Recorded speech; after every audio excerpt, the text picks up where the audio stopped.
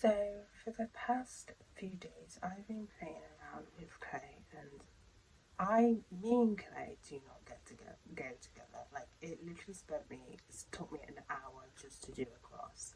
The amount of times I had to remold this cross is unbelievable. But anyway, this morning a piece actually broke off. So basically, I did a cross and with like a rivet going across it, and a little bit was hanging off, and it broke off. And what went into my head actually was the references of clay in the Bible and what it symbolizes, and how we are the clay and God is the great potter who molds us perfectly.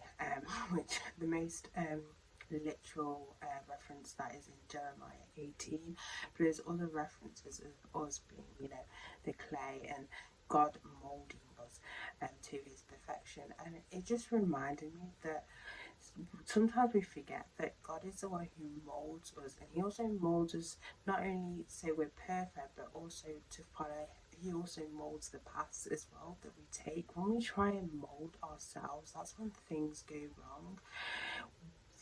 Our plans don't work out. We try and go against what God wants us to do, and at first it may be plain sailing, but then things can also go wrong. Like as I said, like plans could like just end up being like not as what you hoped it to be. Relationships may break down, that sort of thing. And it's just reminded me that that God is the true potterer. We may think that actually we know ourselves better and we're the ones that can mold ourselves, but actually God our Father knows us best, and he's the only one that can mold our lives to perfection. He's the only one. We can't mold our own lives. Only God can mold our own lives. When God molds our lives, nothing can go wrong. There's no cracks. Everything's smooth. The enemy will try. The enemy will try and destroy that clay mold, but actually no. God,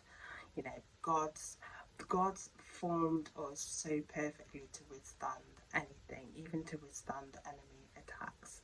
And what makes God the best partner for our lives? So even when we do go against him, or when things break down in our life, he can remold us, he can fix us, he can fix those broken parts and make them new again.